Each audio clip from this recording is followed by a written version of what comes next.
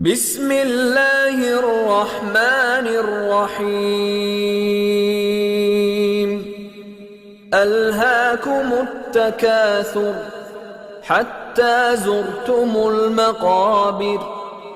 كلا سوف تعلمون ثم كلا سوف تعلمون كلا لو تعلمون علم اليقين لترون الجحيم ثم لترونها عين اليقين ثم لتسألن يومئذ عن النعيم